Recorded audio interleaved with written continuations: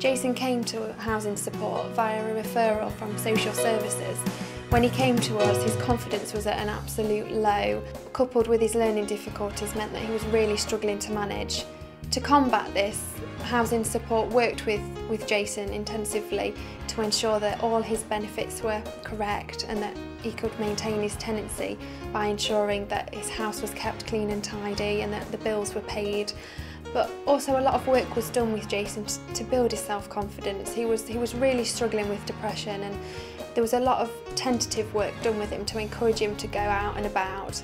And eventually housing support enabled him to go to the Horncastle drop-in, and gradually, through coming every week and interacting with service users and other staff there, he's become a shining example of what housing support can do. We can not only ensure that people maintain their tenancy and prevent them from becoming homeless, but we can build them up personally so they can go on to bigger and better things in their lives.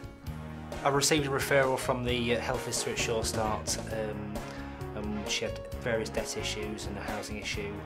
So we looked at the housing issue and tried to maximise our options through such places like Links Homes and the council.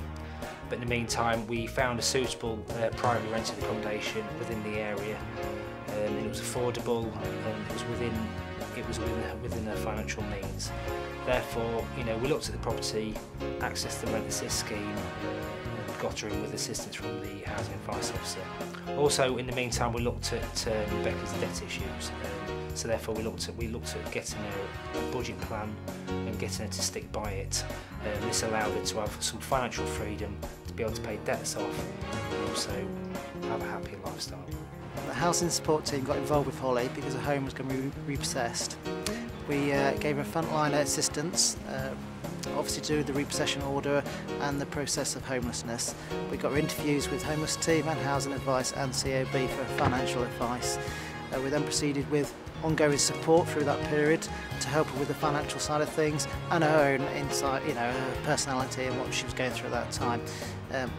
Over several months of support, we found a temporary accommodation and then moved on to permanent accommodation. When I was supporting Sue, we would contact the benefit agencies. Because she'd always worked and she'd had a business and things had gone wrong, she didn't know about claiming benefits, so when I first started supporting her, she had very little money in place. She had none of her benefits in place, so she was basically living on family allowance and very little else, obviously in this small caravan.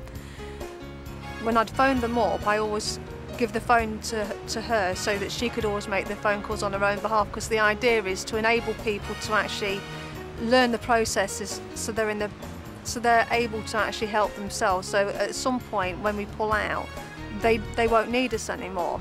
And now looking at her, she's very positive. She's planning for the future, which she totally lost sight of. I don't know where I'd be now without East Lindsey's help and support. I was at a point in my life where I just couldn't manage things on my own. It's reassuring to know that even though I no longer receive support, I know that I'll always be welcome at the drop-in for advice or even just a chat. What was important for me was knowing that someone was there for me and to speak up for me, and that I didn't have to go through it on my own, and that I was making the right decisions.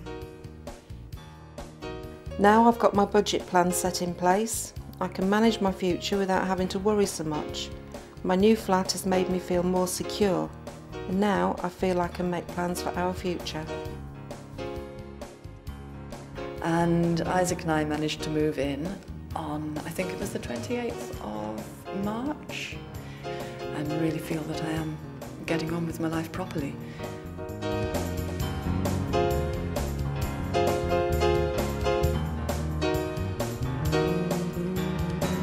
I think realistically, without her help, I'd be on the streets now.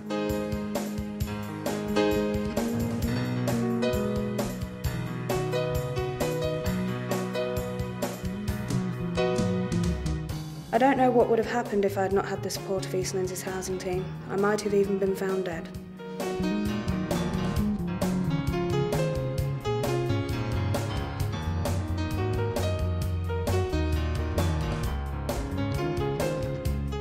If I hadn't had the help I got, then I would certainly have ended up being evicted for my arrears. At least now I can sleep at night.